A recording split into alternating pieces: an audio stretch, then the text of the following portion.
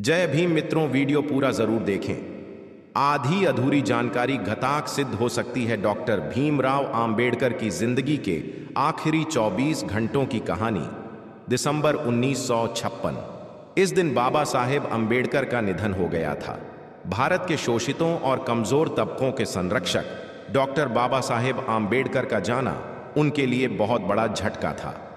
अपना अस्तित्व बचाने और पढ़ाई के लिए डॉक्टर बाबा साहेब अंबेडकर का संघर्ष, दलितों के उत्थान के लिए उनके प्रयास और आजाद भारत के संविधान के निर्माण में उनका योगदान बहुत से लोगों के लिए प्रेरणा स्रोत रहा है। उनके लिए यह सफर बहुत मुश्किल रहा था। इस पूरे सफर के दौरान बाबा साहेब कई बीमारियों से जूझते रहे थे। वो डायबिटीज, ब्लड प्रेशर, न्यूराइटिस और आर्थराइटिस जैसी लाइलाज बीमारियों से पीड़ित थे। डायबिटीज के चलते उनका शरीर बेहद कमजोर हो गया था। गठिया की बीमारी के चलते वो कई रातों तक बिस्तर पर दर्द से परेशान रहते थे। जब हम बाबा साहेब अंबेडकर की जिंदगी के आखिरी कुछ घंटों के बारे में बात करते हैं तो पता चलता है कि उनकी सेहत किस कदर बिगड़ी हुई थी।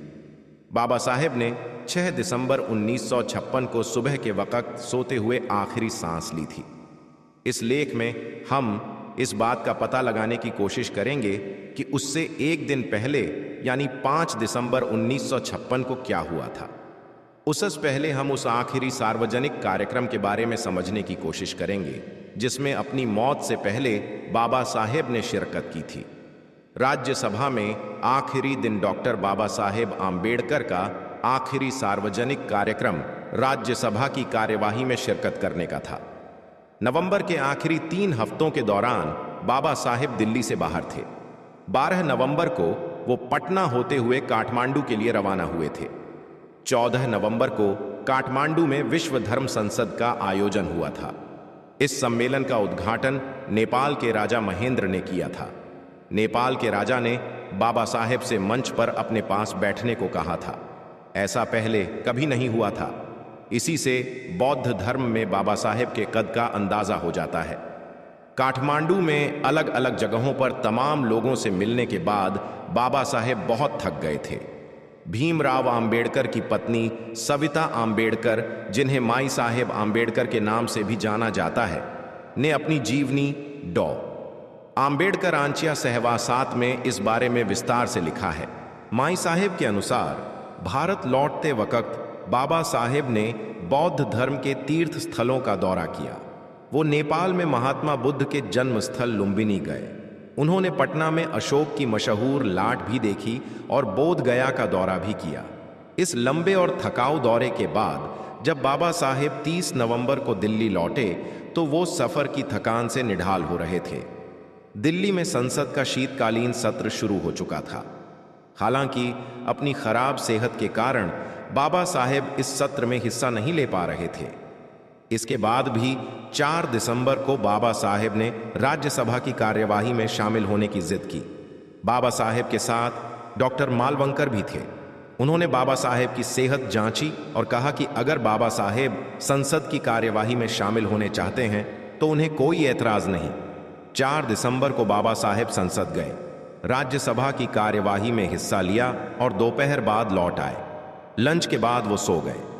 ये बाबा साहेब का संसद का आखिरी दौरा था। मुंबई में धर्म परिवर्तन समारोह की योजना बनाना माई साहेब अंबेडकर ने अपनी जीवनी में लिखा है। राज्यसभा से लौटकर बाबा साहेब ने कुछ देर आराम किया। दोपहर बाद सविता अंबेडकर, माई साहेब ने उन्हें जगाया और कॉफी पिलाई। 26 अलीपुर रोड के बंगले के लॉन में बैठकर बाबा साहेब और माई साहेब ने कुछ बातें की। उसी वक्त नानक चंद रत्तुआ वहां आ गए। 16 दिसंबर 1956 को मुंबई, उस वक्त बंबई में धर्म परिवर्तन के एक समारोह का आयोजन होना था। मुंबई के नेता चाहते थे कि बाबा साहेब मुंबई में भी नागपुर जैसा ही धर्म परिवर्तन कार्यक्रम आयोजित करें। इस कार्यक्रम में बाबा साहेब और माई साहेब दोनों को शामिल होना था। नानक चंद रत्तू कौन थे? नानक चंद रत्तू पंजाब के होशियारपुर जिले के रहने वाले थे। वो काम की तलाश में दिल्ली आए थे और यहाँ वो डॉक्टर बाबा साहेब अंबेडकर से मिले। बाद में वो हमेशा बाबा साहेब के साए की तरह उनके साथ रहे। 1940 में नानक चंद ने बाबा साहेब के सचिव के तौर पर काम करना शुरू किया। बाबा साहेब की जिंदगी के आखिरी दिन यानी 6 दिसंबर 1956 तक नानक चंद उनके सचिव रहे थे। नानक चंद ने बाबा साहेब के लेखों को टाइप करने में भी मदद की थी। बाद में नानक चंद ने बाबा साहेब की याद में 2 किताबें भी लिखी थीं। नानक चंद रत्तू का जन्म 6 फरवरी 1922 को हुआ था। 5 सितंबर 2002 को 80 बरस की उम्र में उनका निधन हो गया था। बाबा साहेब ने रत्तू से 14 दिसंबर को मुंबई जाने के टिकट के बारे में पूछा ताकि वो मुंबई में होने वाले धर्म परिवर्तन के समारोह में शामिल हो सके। माई साहेब की डॉक्टर आम्बेडकर आंचिया सहवासात जीवनी के अनुसार बाबा साहेब की खराब सेहत को देखते हुए उन्हें हवाई जहाज से मुंबई जाने की सलाह दी गई। उसके बाद बाबा साहेब ने नानक चंद रत्तू से कहा कि वो विमान से उनके मुंबई जाने की व्यवस्था करें। उसके बाद बाबा साहेब काफी देर तक नानक चंद रत्तू को बोलकर कुछ लिखवाते रहे। बाद में रात के करीब 11:30 बजे बाबा साहेब सोने चले गए और चूंकि रात बहुत हो चुकी थी तो नानक चंद रत्तू भी उनके बंगले में ही सो गए। बाबा साहेब की जिंदगी के आखिरी 24 घंटे माई साहेब आखिरी वक्त तक बाबा साहेब के साथ ही थीं। उन्होंने अपनी जीवनी में उनके इस आखिरी वक्त के बारे बहुत ही विस्तार से लिखा है। निधन से एक दिन पहले यानी 5 दिसंबर को बाबा साहेब सुबह 8:30 पर सोकर उठ गए थे।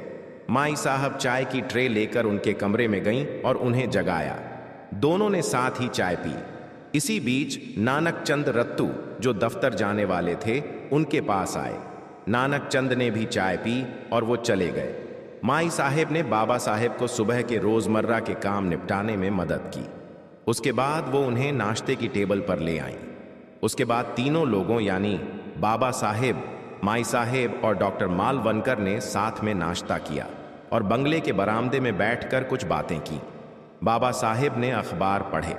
उसके बाद माई साहब ने उन्हें दवाएं और इंजेक्शन दिए और फिर काम निपटाने रसोई में चली गईं। बाबा साहेब और डॉक्टर मालवनकर बरामदे में बैठकर बातें करते रहे। डॉक्टर मालवनकर कौन थे? डॉक्टर माधव मालवनकर मुंबई के एक मशहूर डॉक्टर थे। उनका क्लिनिक गिरगांव में था। वो फिजियोथेरेपी के माहिर डॉक्टर थे। डॉक्टर मालवनकर पूरी मुंबई में एक प्रतिष्ठित और विशेषज्ञ फिजियोथेरेपिस्ट के तौर पर मशहूर थे। वो डॉक्टर बाबा साहेब आम्बेडकर के डॉक्टर और दोस्त थे। अपनी मेडिकल की पढ़ाई पूरी करने के बाद माई साहेब डॉक्टर मालवनकर की सहायक और जूनियर डॉक्टर बन गई थीं। वहीं उनकी मुलाकात बाबा साहेब से हुई थी। 5 दिसंबर 1956 के दिन करीब 12:30 बजे माई साहेब ने बाबा साहेब को लंच करने के लिए बुलाया। उस वक्त बाबा साहेब लाइब्रेरी में बैठकर पढ़ लिख रहे थे। वो उस वक्त अपनी किताब इद बुद्धा एंड हिज धम्मा की प्रस्तावना लिख रहे थे। माई साहेब के अनुसार बाबा साहेब को दोपहर का खाना खिलाया गया। खाना खाने के बाद बाबा साहेब सोने चले गए। दिल्ली में माई साहेब अपने घर की खरीदारी खुद करती थीं। बाबा साहेब के सोने के बाद वो खाने पीने का सामान और किताबें लाने बाजार चली गईं। माई साहेब खरीदारी करने के लिए उसी समय जाती थीं जब बाबा साहेब या तो संसद चले जाते थे या फिर सो रहे होते थे। 5 दिसंबर को भी जब बाबा साहेब लंच लेकर सोने चले गए तो माई साहेब खरीदारी के लिए बाजार चली गईं। डॉक्टर मालवनकर 5 दिसंबर की रात को ही विमान से मुंबई जा रहे थे।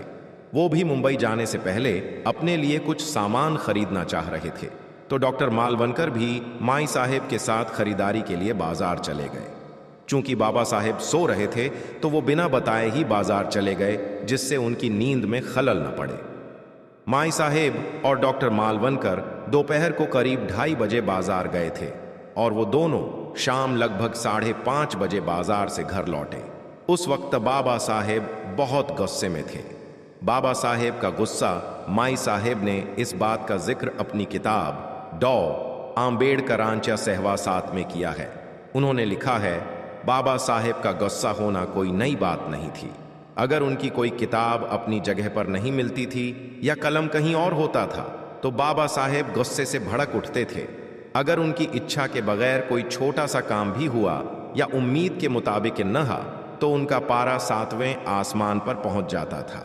इसमें आगे लिखा गया है, बाबा साहेब का गुस्सा तूफान की तरह था, लेकिन वो बस वक्ती तौर पर नाराज होते थे। जो किताब, नोटबुक या कागज वो तलाश रहे होते थे, वो मिल जाता था तो अगले ही पल उनकी नाराजगी काफूर हो जाती थी। बाजार से लौटकर माई साहेब सीधे बाबा साहेब के कमरे में गईं। बाबा साहेब ने कहा कि वो इंतजार कर रहे थे। उनका गुस्सा शांत करने के बाद माई साहेब बाबा साहेब के लिए कॉफी बनाने सीधे रसोई में चली गईं। रात 8 बजे जैन पुजारियों का एक प्रतिनिधिमंडल और उनके प्रतिनिधियों को बाबा साहेब से मिलने आना था। बंगले के लिविंग रूम में बाबा साहेब और उस प्रतिनिधिमंडल के सदस्यों के बीच बौद्ध और जैन धर्म को लेकर बातचीत हुई।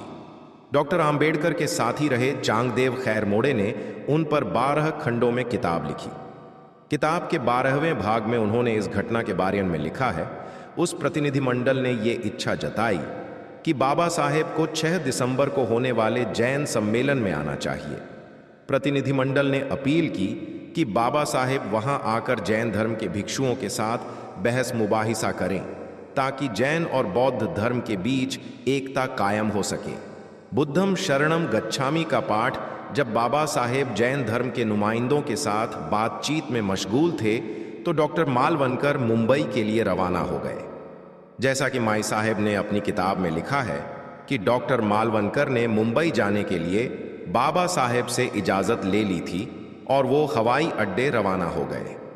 हालांकि चंगदेव खैर मोड़े ने बाबा साहेब की जीवनी में लिखा है, जब डॉक्टर मालवनकर मुंबई के लिए रवाना हो रहे थे तो उन्होंने बाबा साहेब से एक लफ्ज़ भी नहीं कहा। बाद में जैन धर्म के प्रतिनिधिमंडल ने भी बाबा साहेब से इजाज़त लेकर विदा ली। बाबा साहेब ने उनसे कहा कि अगले रोज़ 6 दिसंबर के लिए मेरे सचिव से शाम का वक्त ले लेना, फिर हम बात करेंगे। उसके बाद बाबा साहेब ने मन में ही बुद्धम शरणम गच्छामि का पाठ करना शुरू कर दिया। माई साहेब लिखती हैं कि जब भी बाबा साहेब बेहद अच्छे मूड में हुआ करते थे तो वो बुद्ध वंदना और कबीर के दोहे पढ़ा करते थे। कुछ देर के बाद जब माई साहेब ने ड्राइंग रूम में झांका तो देखा कि बाबा साहेब नानक चंद रत्तू को रेडियोग्राम पर बुद्ध वंदना का रिकॉर्ड बजाने को कह रहे थे। उसके बाद रात के खाने के वक्त बाबा साहेब ने थोड़ा सा खाना खाया। उनके खाने के बाद माई साहेब ने खाना खाया। बाबा साहेब माई साहेब के खाना खत्म करने का इंतजार करते रहे। उसके बाद उन्होंने कबीर का दोहा चलो कबीर तेरा भवसागर डेरा बड़े सुर में गाया। बाद में छड़ी का सहारा लेकर वो बेडरूम की तरफ चल पड़े। उनके हाथ में कुछ किताबें भी थीं। बेडरूम की तरफ बढ़ते हुए ही बाबा साहेब ने अपनी किताब एद बुद्धा एंड हिज धम्मा की प्रस्तावना की। एक कॉपी एंड S.M. जोशी और आचार्य अत्रे के नाम लिखी चिट्ठियां भी सौंपी और नानक चंद से कहा कि वो ये सब उनकी मेज पर रख दें। अपना काम खत्म करने के बाद नानक चंद रत्तू भी अपने घर चले गए। माई साहेब अपना काम निपटाने रसोई घर में चली गईं और फिर बाबा साहेब का महापरिनिर्वाण हो गया। जैसा कि माई साहब ने अपनी आत्मकथा में लिखा है कि बाबा साहेब को देर रात तक लिखने पढ़ने की आदत थी। अगर वो रम जाते तो सारी सारी रात पढ़ते लिखते रहा करते थे। लेकिन माई साहेब अपनी जीवनी में लिखती हैं कि 5 दिसंबर की रात नानक चंद रत्तू के अपने घर रवाना होने के बाद बाबा साहेब ने द बुद्धा एंड हिज धम्मा की प्रस्तावना में फिर से बदलाव किया और फिर बाबा साहेब का महापरिनिर्वाण हो गया। जैसा कि माई साहब ने अपनी आत्मकथा में लिखा है कि बाबा साहेब को देर रात तक लिखने पढ़ने की आदत थी। अगर वो रम जाते तो सारी सारी रात पढ़ते लिखते रहा करते थे। लेकिन माई साहेब अपनी जीवनी में लिखती हैं कि 5 दिसंबर की रात नानक चंद रत्तू के अपने घर रवाना होने के बाद बाबा साहेब ने द बुद्धा एंड हिज धम्मा की प्रस्तावना में फिर से बदलाव किया। इसके बाद उन्होंने S.M. जोशी और आचार्य प्रहलाद केशव अत्रे के अलावा ब्राह्मी सरकार के नाम लिखी अपनी चिट्ठियों पर भी फिर एक नजर डाली। उसके बाद वो रोजमर्रा के उलट 11:30 बजे ही सोने चले गए। उस रात के बारे में बहुत जज्बाती होते हुए माई साहेब ने लिखा है कि 5 दिसंबर की रात बाबा साहेब की जिंदगी की आखिरी रात साबित हुई। 6 दिसंबर की सुबह, जिसकी शुरुआत सूर्यास्त से हुई थी, 6 दिसंबर 1956 को माई साहेब रोज की तरह सुबह उठी। चाय बनाने के बाद वो ट्रे लेकर बाबा साहेब को जगाने उनके कमरे में गईं। उस वक़्त सुबह के 7:30 बज रहे थे। माई साहेब लिखती हैं, मैं जैसे ही कमरे में दाखिल हुई, मैंने देखा कि बाबा साहेब का एक पैर तकिए पर पड़ा था। मैंने बाबा साहेब को 2 या 3 बार आवाज दी, लेकिन उनके बदन में कोई हरकत नहीं हुई। मैंने सोचा कि वो गहरी नींद में सो रहे हैं, तो मैंने उन्हें हिलाया और उन्हें जगाने की कोशिश की, और सोते हुए ही बाबा साहेब के प्राण पखेरु उड़ चुके थे। माई साहेब को जबरदस्त धक्का लगा, वो रोने लगी। उस वक्त बंगले में केवल 2 लोग थे, माई साहेब और उनके सहायक सुदामा। माई साहब ने रोते रोते ही सुदामा को आवाज दी। इसके बाद माई साहेब ने डॉक्टर मालवनकर को फोन किया और पूछा कि अब क्या किया जाना चाहिए। डॉक्टर मालवनकर ने उन्हें बताया कि वो बाबा साहेब को कोरामाइन का इंजेक्शन दें, लेकिन तब तक बाबा साहब का देहांत हुए कई घंटे गुजर चुके थे, इसलिए वो इंजेक्शन भी नहीं दिया जा सकता था। माई साहेब ने सुदामा से कहा कि वो जाकर नानक चंद रत्तू को बुला लाए। सुदामा कार लेकर गए और नानक चंद रत्तू को उनके घर से बुला लाए। उसके बाद लोगों ने बाबा साहेब के बदन की मालिश करनी शुरू कर दी। किसी ने मुंह से सांस देने की कोशिश की, लेकिन कोई तरकीब काम नहीं आई। बाबा साहेब ये दुनिया छोड़कर जा चुके थे।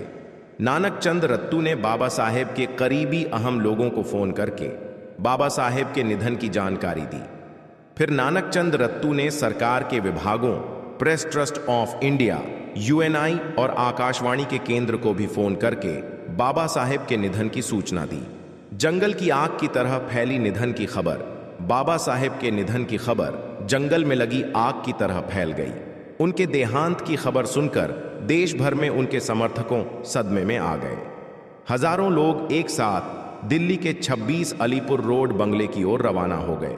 चंगदेव खैर मोड़े अपनी आत्मकथा में लिखते हैं, माई साहेब जिद कर रही थीं कि बाबा साहेब का अंतिम संस्कार सारनाथ में किया जाए।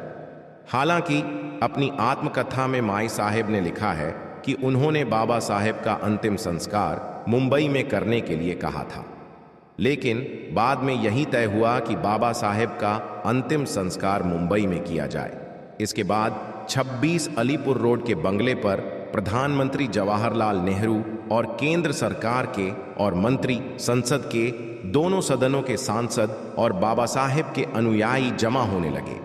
बाबा साहेब के पार्थिव शरीर को मुंबई ले जाने के लिए जगजीवन राम ने एक विमान की व्यवस्था की और उसके बाद बाबा साहेब का पार्थिव शरीर नागपुर होते हुए मुंबई ले जाया गया। फिर मुंबई बाबा साहेब के अभूतपूर्व अंतिम संस्कार की गवाह बनी। ऐसी और जानकारी पाने के लिए हमारे चैनल को सब्सक्राइब कर ले, वीडियो को लाइक कर दें और दोस्तों में शेयर करें। जय भीम मित्रों।